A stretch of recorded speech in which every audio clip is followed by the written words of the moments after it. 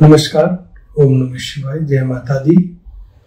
मैं हूं आचार्य Chandrakant Saraswat, doctor CK Saraswat. और आज हम एक बार फिर से नरेंद्र मोदी जो देश के प्रधानमंत्री हैं उनकी कुंडली को लेकर बैठे हैं और ज्योतिष की नजर से हम देखेंगे कि क्या 2024 में एक बार फिर से उसी तरीके से नरेंद्र मोदी जी इतिहास लिखते हुए नजर आएंगे और किस तरीके की परिस्थितियां रहेंगी, क्या परिस्थितियों में चेंजेस हैं, ग्रहों की दशा क्या इशारा कर रही है, ये सारी बातों के ऊपर हम एक ज्योतिषी आकलन करेंगे।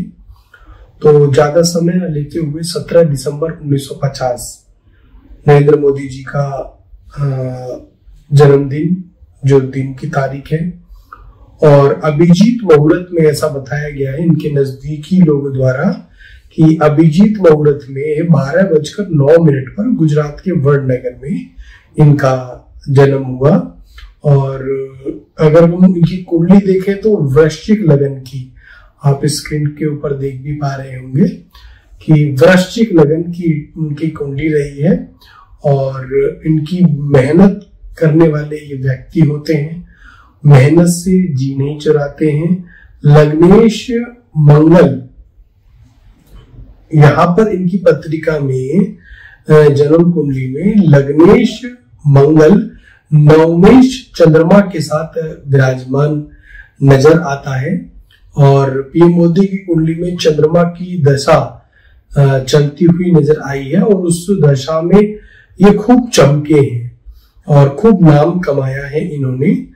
और अभी भी देश में अगर हम सभी नेताओं को देखें, मुख्य रूप से तो हम इनको भी बहुत अच्छे स्तर पर सब में, सभी दूसरे नेताओं में एक देश व्यापी नेता और देश में एक नामी नेता के रूप में हम इनको देखते हैं। शुक्र की दशा में ये नरेंद्र मोदी जी मुख्यमंत्री बने थे और इन्होंने खूब नाम भी कमाया था। शुक्र 10th भाव कर्म भाव में विराजमान है, स्क्रीन के ऊपर भी आप देख सकते हैं। और इन्होंने साथ ही 2001 में, आई थिंक वो अक्टूबर का महीना था जब इन्होंने मुख्यमंत्री पद की शपथ ली थी सबसे पहले, और आई थिंक 13वें या 14वें मुख्यमंत्री भी बने थे जितना मुझे याद है। तो उसमें बुध की अंतर्दशा थी और बुध की अंतर्दशा सूर्य के साथ अपनी उच्च राशि में, बुध उस समय अंतर्दशा थी और बुध उस समय अगर हम देखें तो 10वें सूर्य के साथ अपनी उच्च राशि एकादश भाव में विराजमान थे बुध। और अंतर्दशा में ये, इसी अंतर्दशा में बुध की अंतर्दशा में मुख्यमंत्री बनते हुए साल 2002 में नजर आए थे।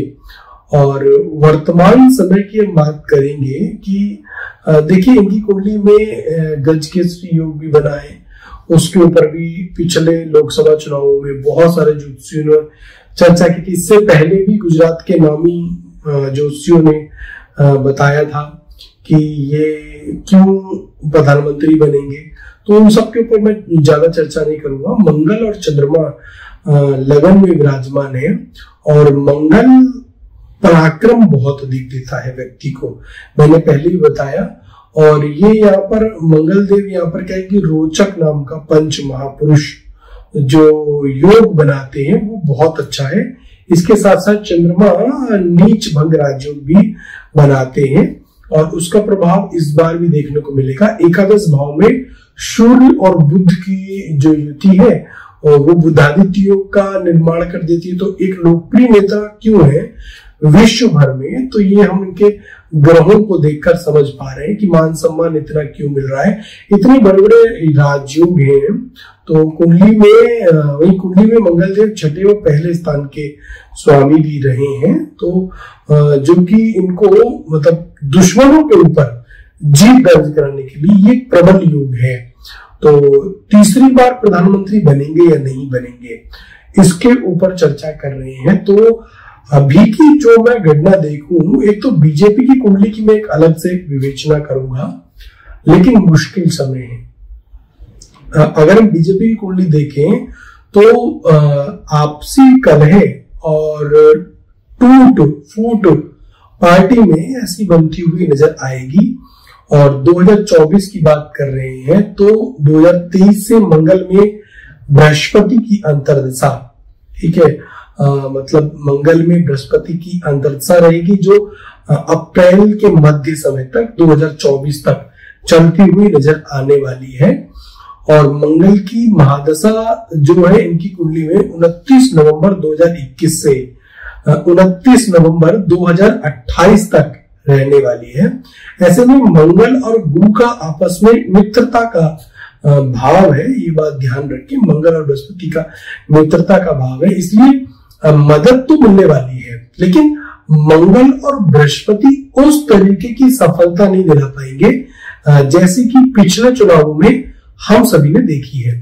और यह युति ऐसी है कि ठीक है, टाइम पीरियड इसलिए भी थोड़ा सा फेवर में नहीं है क्योंकि मंगल के साथ में अभी बीजेपी पार्टी की जब कुंडली देखते हैं तो वहां पर राहु और मंगल का भी प्रभाव एक साथ है, तो वो एक अंगारक युग जो बनेगा उसके प्रभाव के कारण पार्टी में कलह इत्यादि होगी। कि अगर हम देखें तो प्रधानमंत्री नरेंद्र मोदी की मुश्किलें अब बढ़ने वाली हैं। अब एक साल आप देख लीजिएगा कि मुश्किलें बढ़ेंगी, पार्टी को पकड़ कर रखना होगा। 2024 में तीसरी बार प्रधानमंत्री बनना है तो जमीनी स्तर के कार्यकर्ताओं के ऊपर पकड़ बनानी होगी। इनके अपने ही लोग पार्टी को तोड़ने का कार्य करेंगे। उतनी बड़ी जीत 2000 जो पहले मिली है 14 और 2019 वो नहीं मिलने वाली है, वो मेरे आकलन में नहीं दिख रही है कि वो उतनी वही। अप्रैल 2024 से 2025 तक कुछ तो बड़े फैसले, अब 2024 और 25 में कुछ बड़े फैसले तो निश्चित रूप से नरेंद्र मोदी लेंगे जो कि इनको आखिरी समय में मदद करेंगे। और आखिरी समय में ये कुछ जगहों पर अच्छे प्रदर्शन करते हुए ये प्रधानमंत्री तो शायद बन जाए, लेकिन इनको टक्कर बहुत अच्छी मिलती हुई नजर आएगी। और अगर ये प्रधानमंत्री नहीं भी बनते तो कुछ ही बहुत मामूली सा अंतर रहेगा कि जहां पर ये चूकते हुए नजर आ सकते हैं, कोई बहुत बड़ा अंतर नहीं। लेकिन इस बार जो वाकई टक्कर है ना विपक्षी पार्टियों से, वो मिलती हुई नजर आएगी।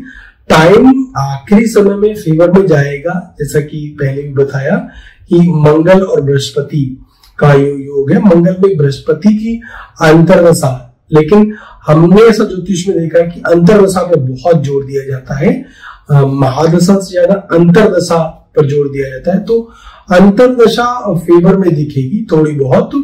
तो वहां पर क्या है कि पिछली बार की तरह रिकॉर्ड तो नहीं, लेकिन हाँ ले दे के इधर से उधर से वोट इकट्ठा करके किसी का समर्थन लेके प्रधानमंत्री बनते हुए नजर आ सकते हैं। लेकिन वही विपक्षी पार्टियां टक्कर बहुत अच्छी देती हुई नजर आएंगी। 2024 में कुछ बड़े फैसले लेने की तैयारी करेंगे। परिवर्तन के जो योग है, बृहस्पति की अंतर्दशा में परिवर्तन के योग भी बनेंगे। और इस समय तो क्या दुराचारी बृहस्पति की बड़ी स्थिति है, तो क्या हो जाए, किस पल क्या हो, कोई बता नहीं सकता है। लेकिन ये मेरा एक आकलन था जो मैंने आपको बताया है, ज्योतिषी आकलन है। बड़े बड़े योग तो इस बार प्रधानमंत्री जी के लिए नहीं बन रहे हैं। और राहुल गांधी जी के लिए मैंने बताया कि एक चौथा व्यक्ति कोई हो सकता है जो कि अचानक ही उभर के आ सकता है नाम, और वो टक्कर देता हुआ नहीं रह सकता है। राहुल गांधी के अतिरिक्त जो नाम होगा वो टक्कर देगा। राहुल गांधी बहुत बड़ी टक्कर नहीं दे पाएंगे। तो ये एक नरेंद्र मोदी जी का आकलन है। और एक और आकलन मैं थोड़े दिनों में लेकर आऊंगा, लेकिन बीजेपी पार्टी का भी मैं लेकर आऊंगा ज्योतिष की नजर से आकलन। तो देखते रहें, मेरे चैनल को सब्सक्राइब करें। मैं हूं आचार्य चंद्रकांत, और मुझसे कुंडली दिखाने के लिए, विवेचन कराने के लिए, अपनी कुंडली का समस्याओं का समाधान प्राप्त करने के लिए अपॉइंटमेंट नंबर आपको स्क्रीन पर दिखा होगा, उसके ऊपर संपर्क कर सकते हैं। राजनीतिक सफलता के लिए, व्यापारिक सफलता के लिए जरूर संपर्क करें। मैं बताऊंगा कि आपको किस तरीके से राजनीतिक सफलता और इसके साथ साथ व्यापारिक व्यापार व्यापार बिजनेस के क्षेत्र में सफलता प्राप्त हो सकती है। देखते रहे मेरे साथ एस्ट्रो ओनली। नमस्कार, ओम नमः शिवाय, जय मां काली।